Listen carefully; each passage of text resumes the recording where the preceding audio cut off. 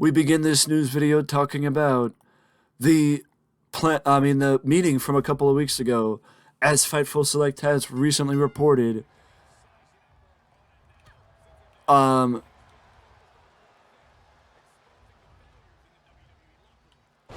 that Chris Jericho and CM Punk were set to lock horns.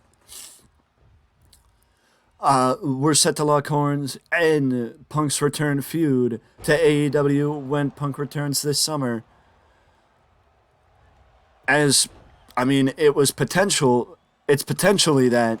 It's not, if not set in stone to be that for Punk, as Jericho was pitched as his return program.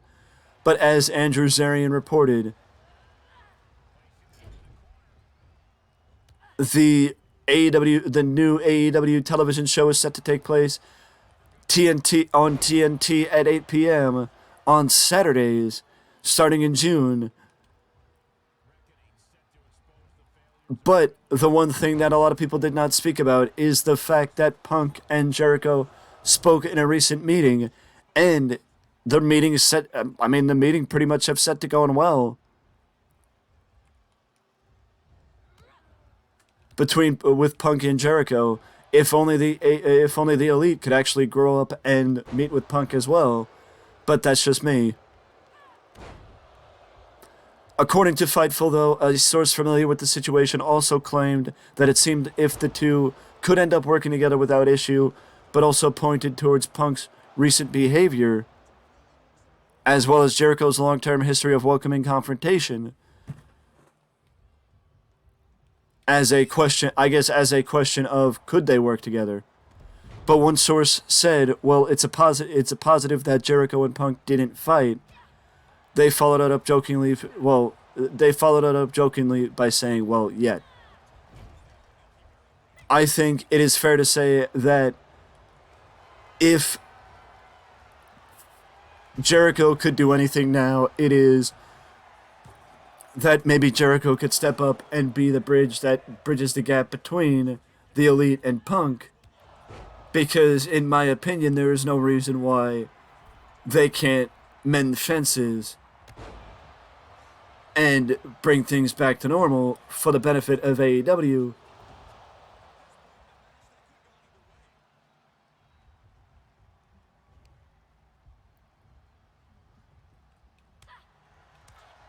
And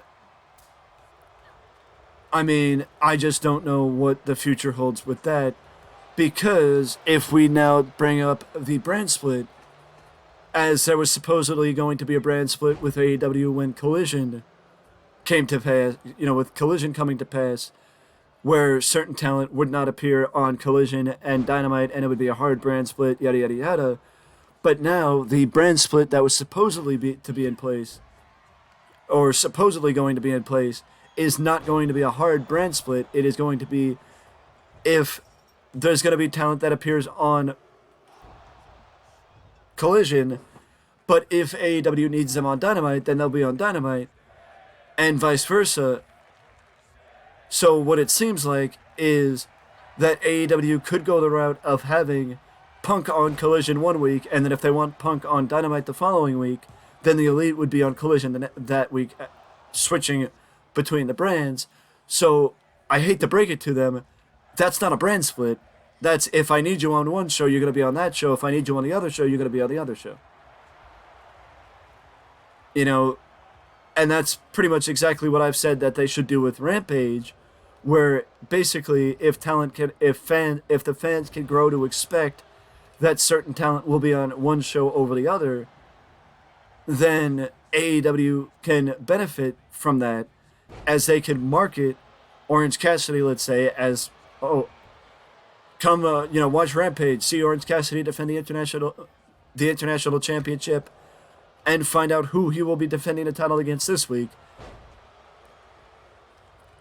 Or having, Bryan Danielson on Rampage, or whatever the case is.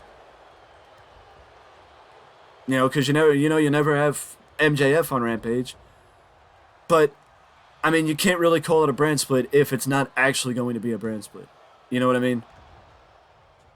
If you're going to have them on shows as needed, that's not a brand split. That's you're going to have them on shows as needed, even if they're more on one show than the other. I hate to break it to you. That's not a brand split. That's you using it as needed. And according to reports, I believe this is from the Wrestling Observer, that Rampage will, with the advent of Collision next month, Rampage will then eventually slide into the position that AEW Elevation and Dark were, or Dark Elevation and AEW Dark were, where they basically, Rampage will showcase more younger talent as opposed to, being just another show. So it will basically slot into the position where Dark and Dark Elevation were, which I think would benefit Rampage because it will finally allow Rampage to have an identity. Speaking of an identity, we are still wondering what the identity of WWE will be once the merger with Endeavor, or the purchase from Endeavor, takes center stage. But the report currently is that Endeavor will not be involved in the creative process. This comes from Nick Khan himself, that in the recent quarterly report conference call, that Endeavor will not be involved in the creative process and is not, and I believe the direct quote is that Nick Khan said that I can't speak for Dana White, but I can guess that Endeavor has never stepped up and told Dana to book a specific match on a UFC card, so he would not expect Endeavor to do the same with WWE. Or he would expect Endeavor to do the same with WWE. And I think that the ideal situation is Endeavor basically just bought WWE for the asset and not to be directly involved in the running of the company, as long as nothing goes wrong. But that's just me. Speaking of going wrong, the tournament, we have a little bit more information on the tournament that is starting on Monday night, with 2 triple threat matches taking place on Monday and the winners fighting in the main event, and then 2 more triple threat matches taking place on SmackDown, with the winners fighting in the main event.